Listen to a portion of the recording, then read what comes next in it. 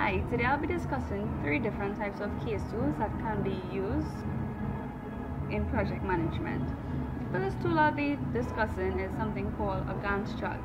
A Gantt chart is basically an informative chart that consists of various tasks placed against a time scale. This basically helps you keep track of certain tasks that need to get done. As you can see, this is the name of the Gantt chart up here. You can name that whatever you would like. The activity on the activity column is the name of the activity that will be taking place. The start date is the date that the activity will start. Plan start is the day that you plan to start the activity. Plan duration is how long the activity is supposed to take. The actual start is the day that you actually start the activity, and the actual duration is how long it actually took to complete the task. The percentage complete means that basically shows how much of the task is already done. So as you can see from up here, plan duration is this shading right here, which is this entire thing, because the plan duration is 5. Therefore, it is highlighted with 5 rows. It highlighted 5 rows.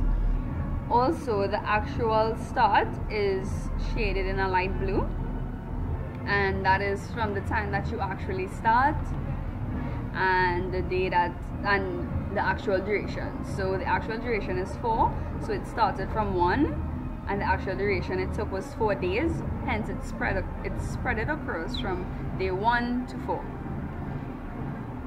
The complete percentage is shown by a dark shade of blue. So 25% of it is already completed, which is shown here.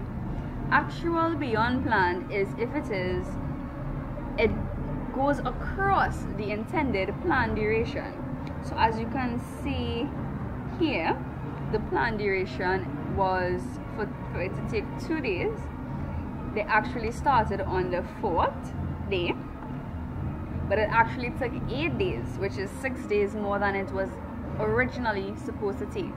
Therefore, it stretched across from day 4 to day 12.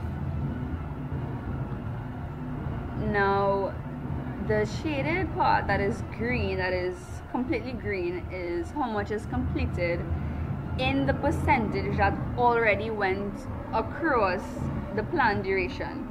So this percentage here, which is the 2%, which is the original 2 days that it was supposed to take, these days are already completed. In addition to that, 1, 2, 3, 4 days out of the 8 days are already completed in the actual duration that it ended up taking. So there's still 4 more days to go.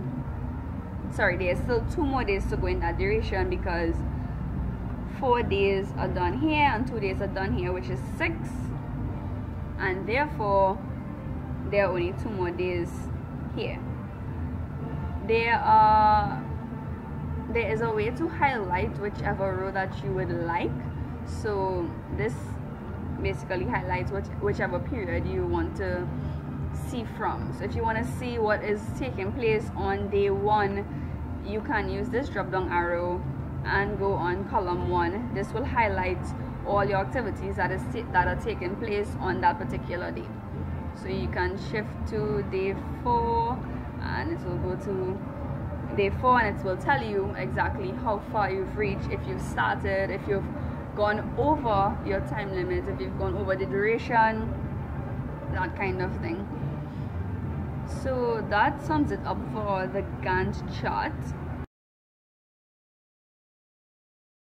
The next chart that I'll be discussing is the PERT chart. This chart basically shows a graphic illustration of a project as a network diagram that consists of numbered nodes that represents events or milestones. Basically, this table over here is what is used to translate to this chart right here. So as it goes, there are two activities here that have no predecessor. This means that you will start off with that. So you put a circle first and you label that as 1, and then you start. You label the first line as A and you label the second line as B. There are no predecessors here, so this will go to the next circle. This will just go to the next circle or the next activity that is coming after. T equals 5 days is basically the time that activity A is going to take, and T equals 6 days is the time that activity B will take. And this is how you demonstrate it on the chart.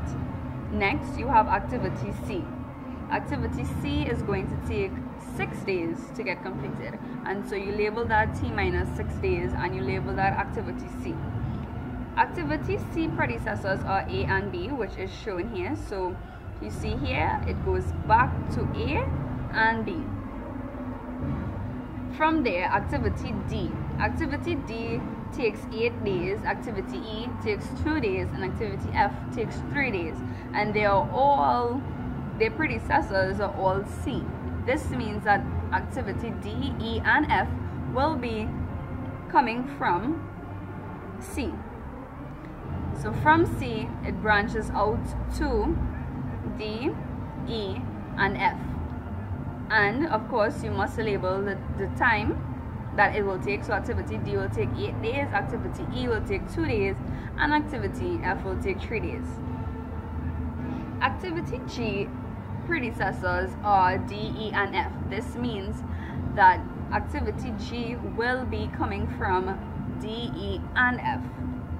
And therefore, you will put a circle here where activity D, E, and F all lead back to G, all lead towards G. And of course, G takes T minus T. Of course, G takes 4 days to get done, and so you label that line T equals 4 days. H predecessor is G, and therefore, as seen here, the arrow is going from G, the arrow is going towards H, and H takes 2 days to get done, and that is shown here. To calculate the critical part using the PERT chart, this is how it's done. You calculate every part and you add it up to see which one is adding up to the most amount of days to get done. So the first part, B, C, E, G, H, which is this part right in the middle here, that part in fact is added up, when added up, is added to 20 days, which is the least amount of days in this part. The second part, right, so the second part of this is B, C, F, G, and H. That is in fact this part right here, and that part in fact takes 21 days to get done. And again, that is not the critical part because that is not the most amount of days that it can take.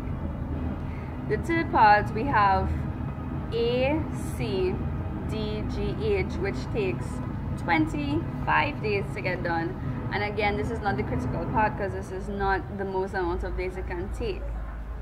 The critical part of this PERT chart, in fact, is part B, C, D, G, H. This part, in fact, takes 26 days to get done and is therefore the critical part. And this part is the part that needs to be watched.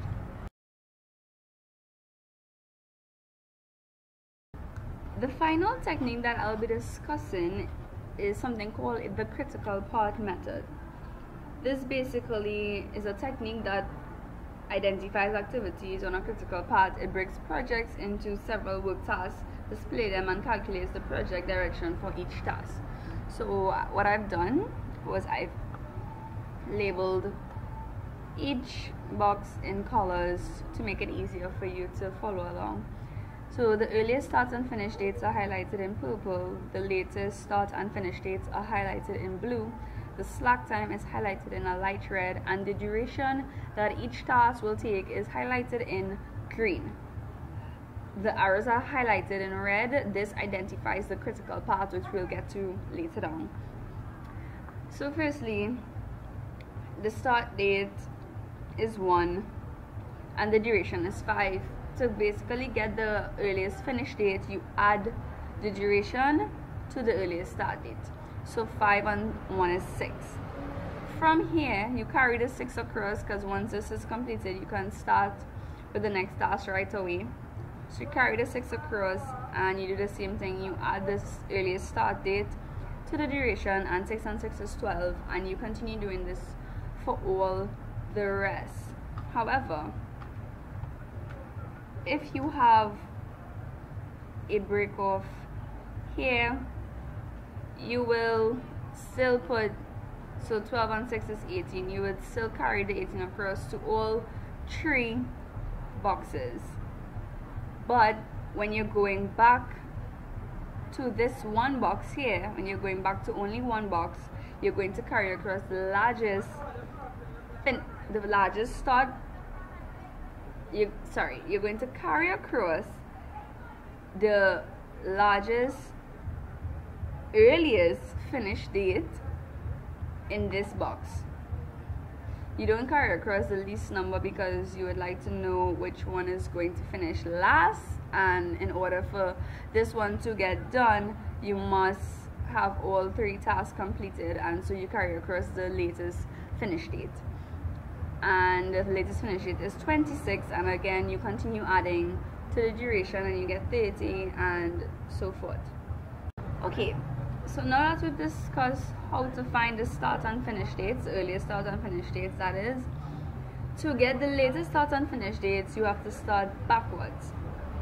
So start with 32, and so instead of adding the duration time, you're now subtracting the duration time from the end time. So 2 from 32 is 30, and you carry the 30 across, and 4 from 30 is 26, and you carry the 26 across to each of the 3 boxes.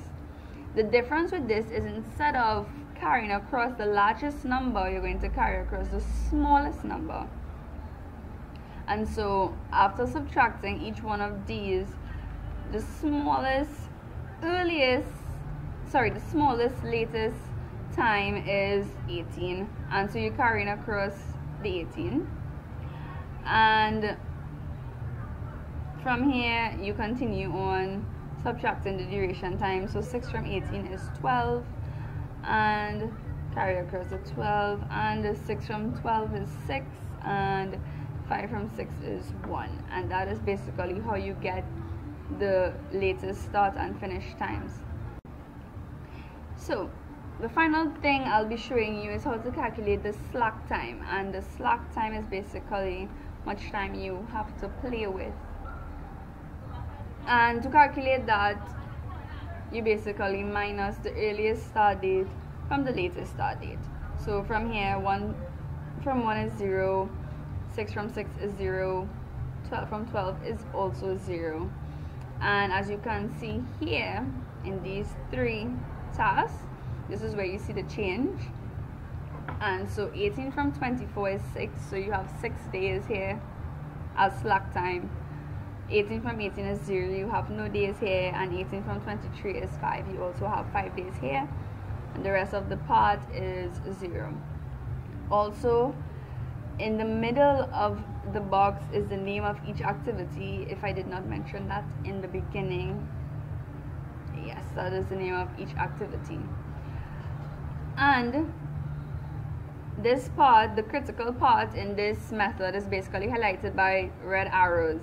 This part means that you have no time to slack. There is no slack time here in this part. This is the part that you need to keep a close eye on, seeing that this is taking the most time in this part. So yeah, that's all for today. Thank you and bye.